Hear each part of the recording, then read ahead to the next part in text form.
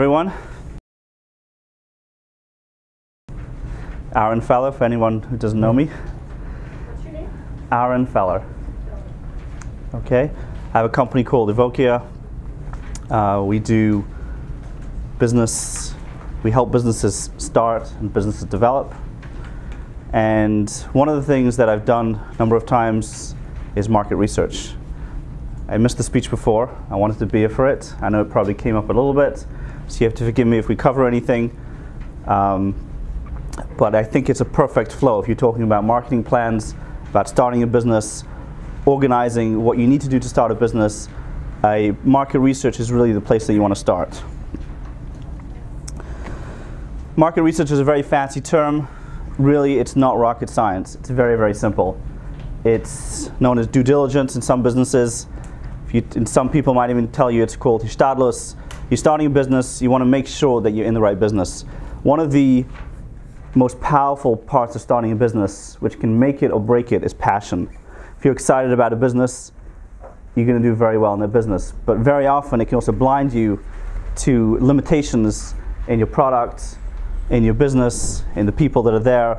So it's very, very important to do proper research. Now, there's some basic research before you start, but very often you're going to want to get somebody independent to give you their views on what you're doing with your business. Market research, in a sentence, if you have to sum it up, is gathering information from other sources to prove your product, to prove your business, to disprove it, and to make sure that it works. Let me just borrow a handout, David, if you don't mind. Thanks.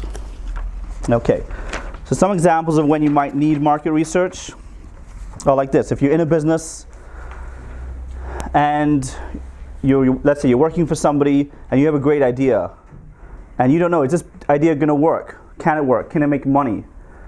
How can you make it work? So starting from inside a business, you may have information, you may have a potential business. To find out whether it works before you leave the business, before you start it on your own, whatever you're going to do, you need to do that research. You need to make sure that the business is going to work. So you have your plan, hopefully, that's your first step. You know what the business is, you know what the product is, you have some idea of what it costs to make, what it costs to sell. Your next step, really important, is to make sure that the business really works, and that's what market research is. You may have a business, you have a product that's not doing well, or you have a product that's doing well, you want to start a new product line. Let's say you sell one kind of clothing and now you want to go into another kind of clothing. How do you know it's going to work? How do you know your customers are going to buy this? Again, market research. So these are a couple of places where you might need it. Some questions which you can see over here are things that market research can solve. When you're starting a business, it's very important to know that not everybody is going to buy your product. It's not for everybody. It never works like that. You might be passionate about it. You might think everyone needs this. It's never like that. Not everybody can afford it. Some people might want to buy something more. Might want to buy something different. In general, your product is focused on a very specific kind of people, and you need to figure that out. At the market planning stage, when you develop your business plan, you're going to want to know who these are. Is it male? Is it female? Is it? And you're going to want to figure out any other details that you can about them. What kind, do they go to? Do they have kids? What age kids? Do their kids go to schools? Do they go shopping? Wherever the people are, you want to know who they are and where they are. And that's going to be your first step. So you want to figure out who your customer is. You also want to figure out what they want.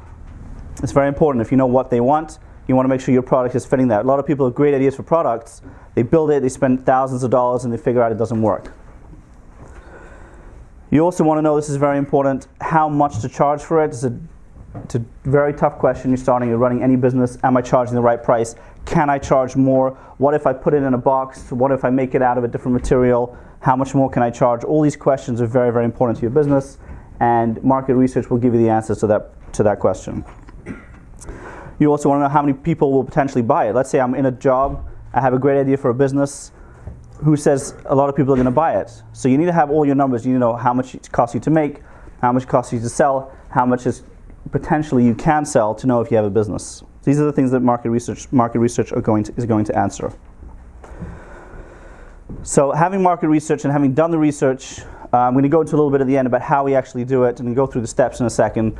But it's very important to know that when you start out, it has to be with a plan. You can't just go around asking your family. It's a good way to start. you ask family or friends if the business works, but really you are selling a product. You can be very passionate about it. You can explain it to somebody. If you make a phone or a product, it could be a t-shirt, and it's sitting on the shelf, you're not there selling that t-shirt. So that t-shirt has to sell itself. So you have to know that that product's going to work if you're not there. Depending on the product, if you're selling yourself, it's an exception. But generally, whatever product you have is out there, it's selling itself. You may have a salesperson, you may have usually it's sitting on the shelf in a store, and you need to make sure that your customers really understand, your potential customers, what the product is and how it's going to sell. So you keep that in mind when you're developing any product and when you're doing the research for it. So the first thing you want to do is you want to develop your research objectives, meaning what do you want to find out? There's so many little pieces of information. You want to be very, very clear what the objectives are. Let's say my objective is, do I start this business? Is it going to work? I'm going to make t-shirts. I'm going to write some very clever line on it. People are going to like it. It's smart. It's interesting. People are going to start buying this t-shirt. Your first question is it going to make money? So the next step, and I'm going through the overview of steps here on the first page, is you want to make a research plan. Okay, we can go through it in a little more detail than you have right here. So you want to know what data you're going to need. You're going to need to know what it costs, obviously, to produce and manufacture the t-shirts. That goes without saying. You need to find people that are going to make it. Is it here? Are you going to make it in China? What are the costs? What are the shipping costs? You do all the research. That's your first step. Okay, the next step is your target market. We mentioned that before. Who are the people that are going to be buying this? What kind of characteristics do they have? Male, female? Are they more wealthy? Are they less wealthy? What things do they have in common? You want to figure that out too. This is all part of the planning.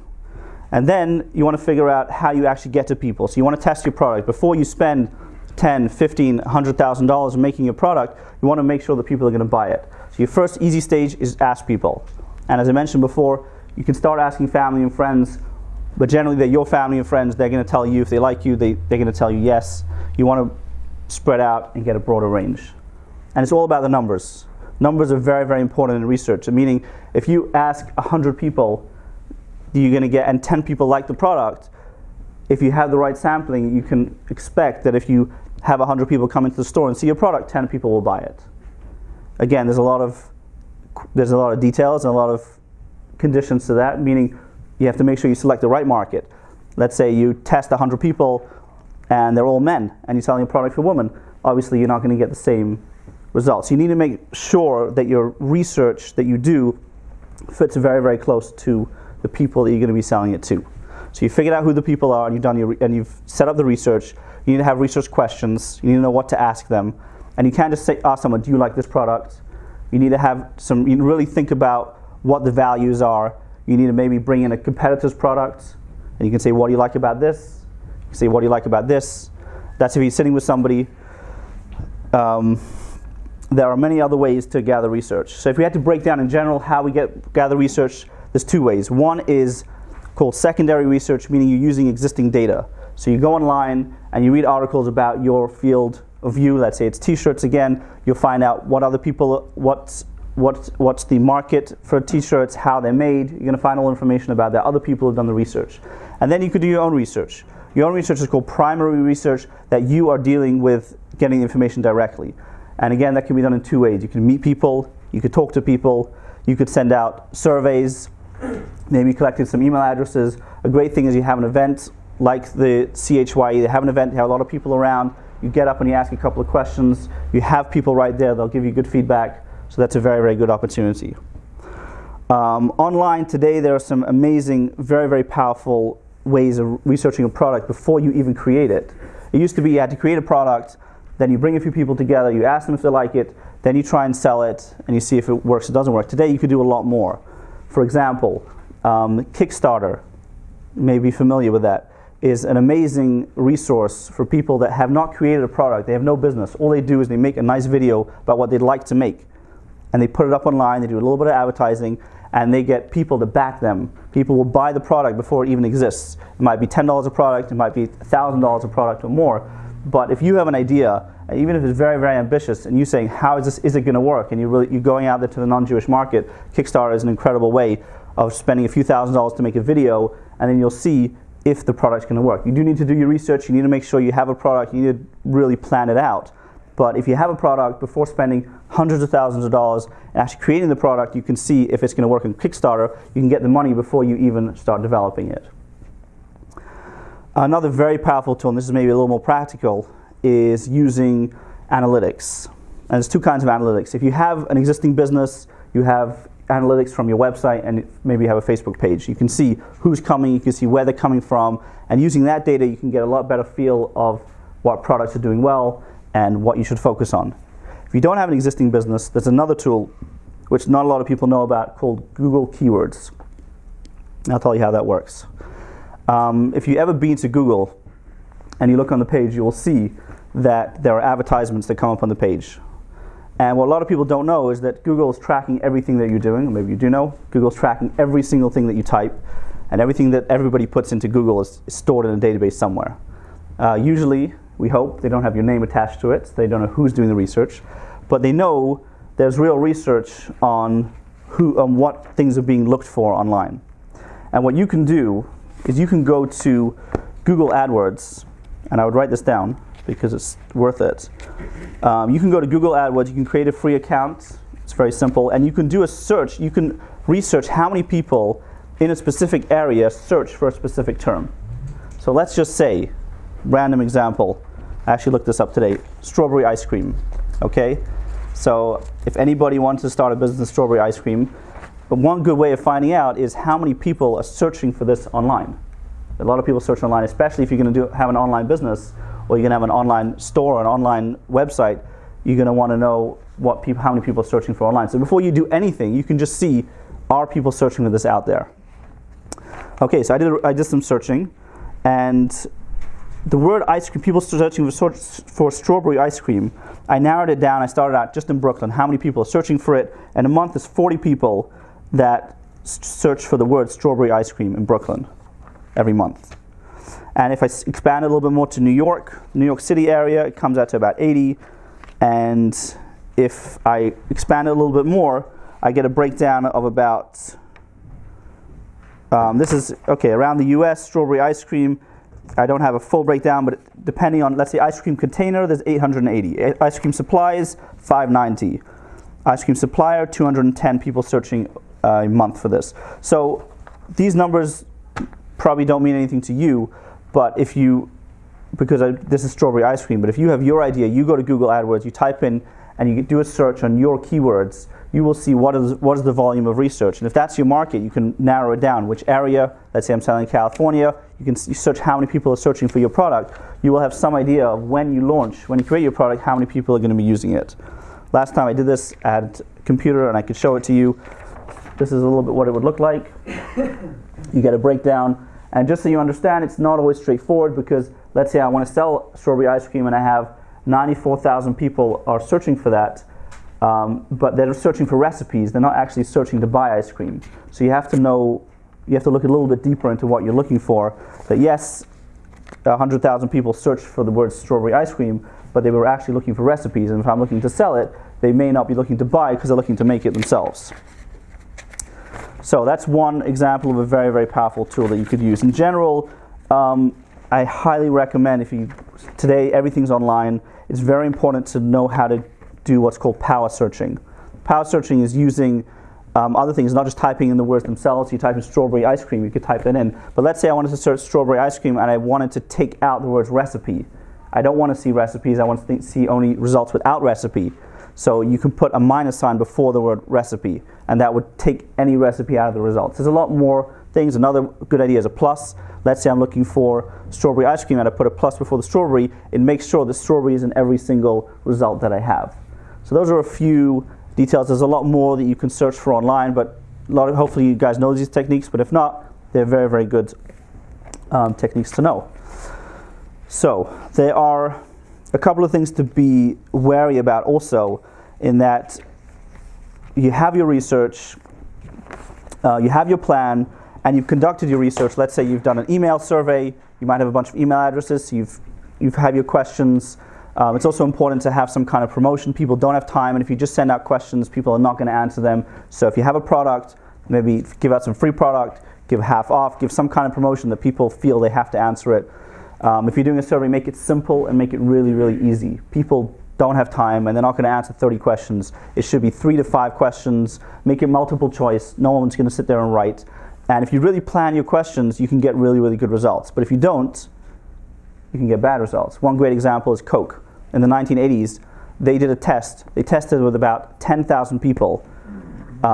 They wanted to change the flavor of Coke. It hadn't been changed in 50 years. So they came up with a new flavor and the old flavor. And they tested with 10,000 people, and 98% said that the new Coke tasted better. 98%. Almost everybody that tasted the old Coke and the new Coke said the new Coke tasted better. So what did they do? They changed the recipe. They came up with a new Coke, and it completely failed. Completely failed. The new Coke came out. People hated it. There was officially protests in the street. I was too young to remember. That's what they say. People were protesting in the streets, and they had to. They brought back the old Coke. They called it Classic Coke, and eventually they just dropped the whole new Coke in general. And why did it fail? They had 10,000 people tasted it. Almost everybody said it tasted better. The reason it failed is very simple. When they came to the people who were testing Coke, they put the Coke in front of them and said, which one is better? And everybody said one tasted better. But not everybody is ready for change. Not everybody's ready for better. So if they would have asked them, should we replace the old Coke with the new Coke, everybody would have said no.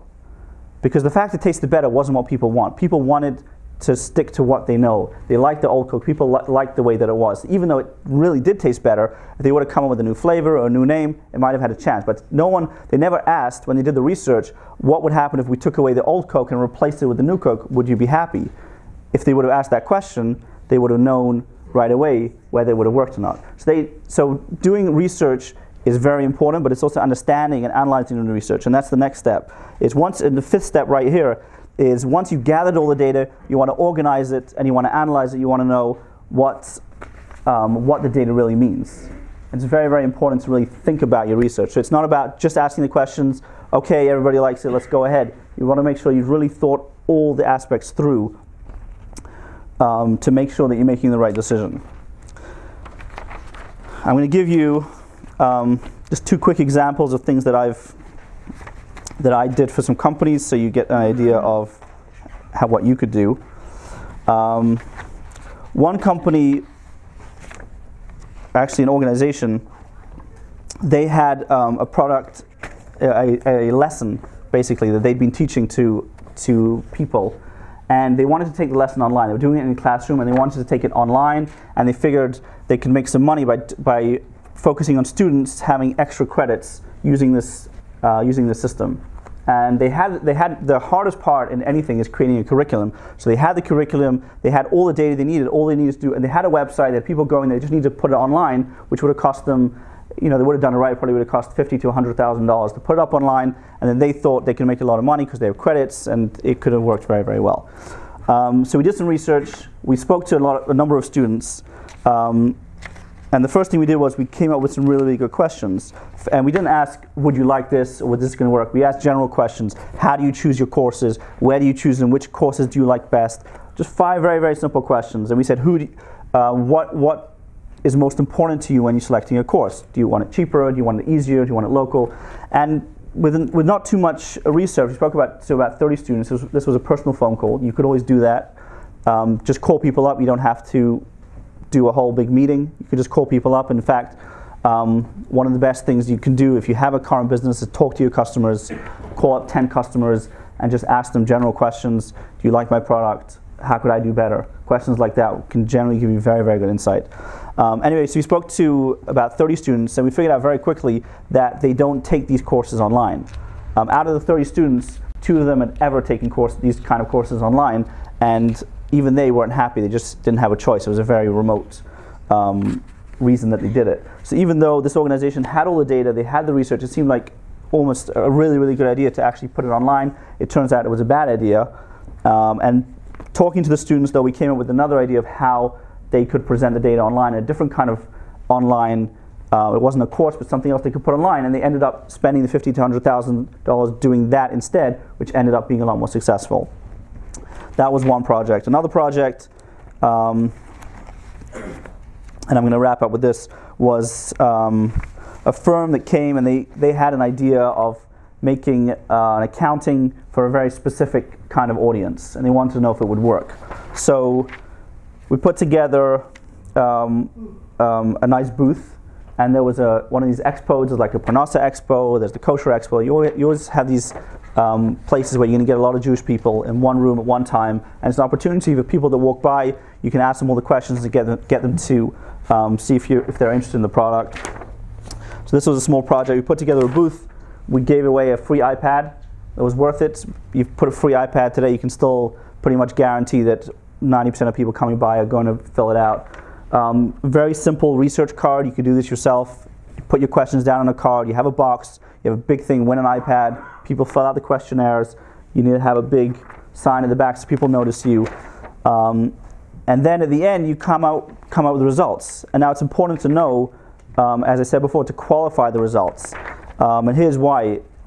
At this event that we did the research, it was at the Parnassa Expo, and about 50% of people there are looking for jobs. Now, if you can start a business based on people looking for jobs, you're not going to have the same effect of if you have people that have jobs or people that have businesses, even better, and you want to know what their opinion on your business is, especially if you're selling accounting services. You want to make sure you're targeting the people who are really going to use it. So one of the first questions was, besides, you need the person's name so you can make sure that they're going to win, and their address or email. And also you want to write a promise that you won't bother them. It generally helps as well. One of the first questions was, are you looking for a job? Do you have a job? Or do you own a business? And the reason for that, again, is we wanted to find out that once we have all our research, and we had about 230 people, this is just the results from that project, about 230 people filled out the cards and put them in. But we wanted to make sure that we can cut out, we want to see in general, first of all, what in general people feel about the business. That's great. But we also wanted to cut it out and say, okay, well, the people that actually own a business, what do they feel about this project? What do they feel about this idea that we have? And we were able to cut it out because we asked the questions at the beginning. We planned that out. We didn't just ask the questions and afterwards we figured out, hey, you know what, 50% of the people there don't have jobs. So maybe what they say isn't so relevant. So that's how we did the research. It's about planning, and there's some examples over here of some benefits that market research can do for you. I wish you guys a lot of tzlacha with everything. Thank you, Yeshua.